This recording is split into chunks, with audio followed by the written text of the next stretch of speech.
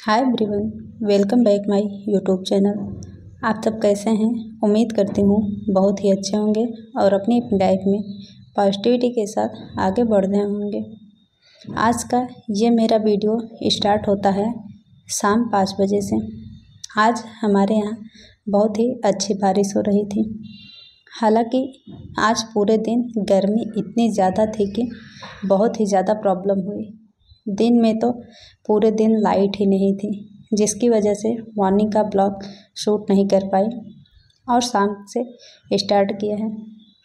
शाम देर रात तक बारिश होती रही, तो आज खाना थोड़ा जल्दी बना लिया और बच्चों की डिमांड थी कि आज कुछ अलग बनाया जाए, तो मैंने सेवई और पूड़ी बनाई थी और बच्चों को खिला के 8 बजे के लगभग तक उनको सुला दिया था। 8:30 बजे तक मैं एकदम फ्री हो गई थी और पढ़ने बैठ गई। आज मैंने सोचा था कि कम से कम 2-2:30 बजे तक पढ़ाई करूँगी, लेकिन ऐसा पॉसिबल नहीं हो सका।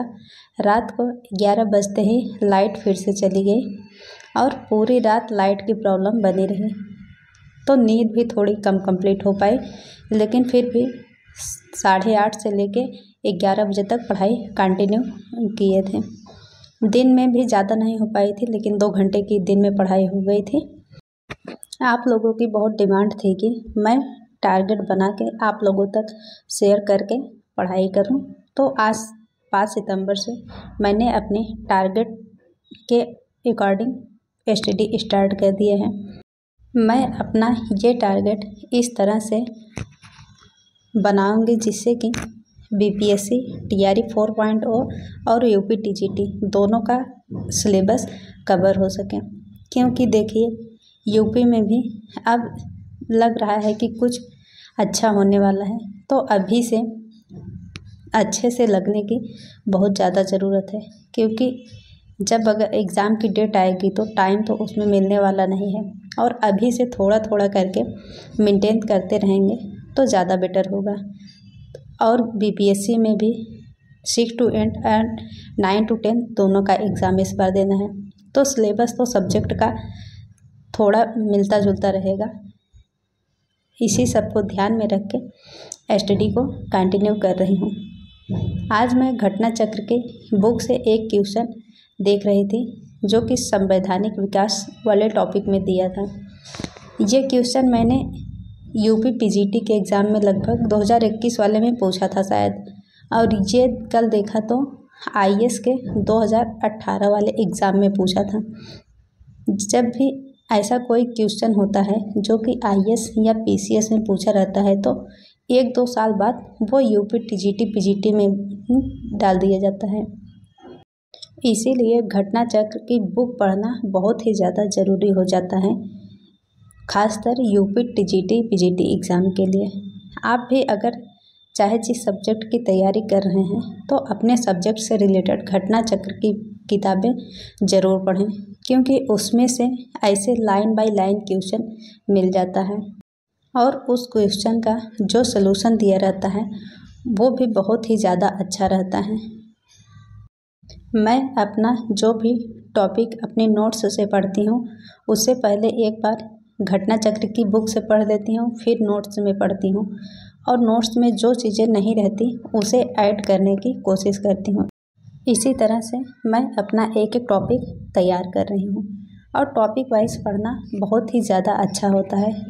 क्योंकि जब हम एक बार अपनी नोट्स से पढ़ते हैं, या चाहे जो भी मटेरियल आप फॉलो कर रहे हैं, एक बार उससे रीड करिए, फिर इसके बाद घटना चक्र की बुक से आप पढ़िए और उसका क्वेश्चन देखिए, वो चीज़ें एकदम अच्छे से क्लियर हो जाती हैं।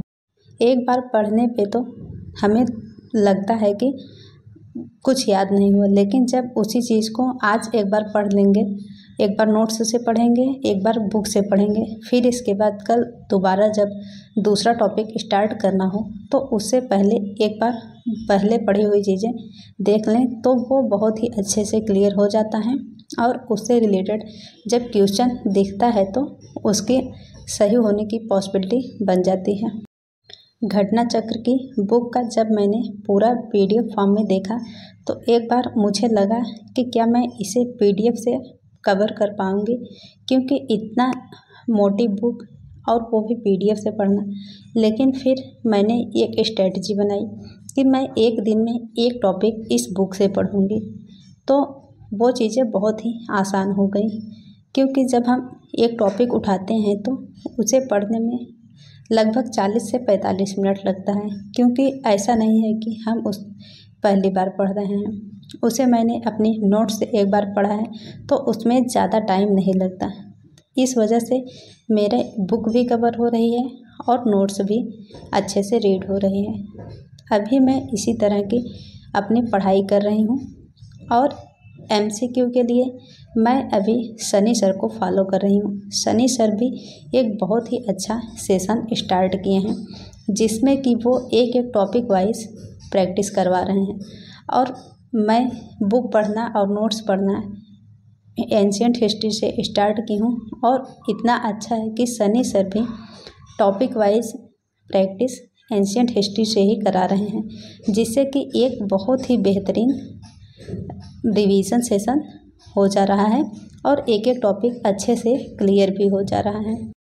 अगर आप भी हिस्ट्री पॉलिटी सब्जेक्ट की तैयारी कर रहे हैं तो आप भी इस तरह से अपने एक एक टॉपिक को तैयार कर सकते हैं, और जब भी आप उसे अपने जो भी आपके पास सोर्सेस हों उससे पढ़ें, और एक बार सनी सर की क्लासेस ज़रूर अटेम्प्ट करें, आपको बहुत ही ज़्यादा हेल्पफुल होगा।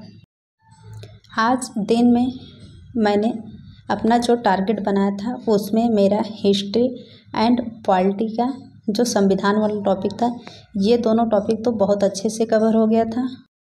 और पॉलिटिकल साइंस में जो राजनीतिक सिद्धांत वाला मेरा टारगेट था उसे मैंने एक बार रीड किया, लेकिन वो पढ़े हुए बहुत दिन हो गया, और इस बार मैं थोड़ा अलग सोर्स से उसे पढ़ रही हूँ तो थोड़ी सी प्रॉब्लम हुई। लेकिन अभी कोशिश है कि एक बार उसे पूरी नोट्स को रीड कर लूँगी, फिर दोबारा अच्छे से समझ के पढ़ूँगी, तो इससे थोड़ा सा आसान हो जाएगा। और जो ज्योग्राफी का टॉपिक था वो मैं नहीं कर पाई थी, क्योंकि दिन में बहुत ज़्यादा डिस्टर्बिंग हो गई थी, और रात में भी जितना सोचा था उतनी पढ़ाई नहीं हो पाई। आज का जितना टॉपिक कवर हो पाया वो हो पाया, और जो बचा रह गया है उसे कल कवर करने की कोशिश करूँगी। तो इसी तरह से टारगेट बना के मैं अपनी स्टडी को अब कंटिन्यू कर दूँगी, और अगर आप भी इस स्ट्रेटजी से पढ़ाई करना चाहते हैं तो आप भी कर सकते हैं। तो आज के लिए बस इतना ही। ये मेरी वीडियो आपको कैसी लगी कमेंट करके ज़रूर बताइएगा।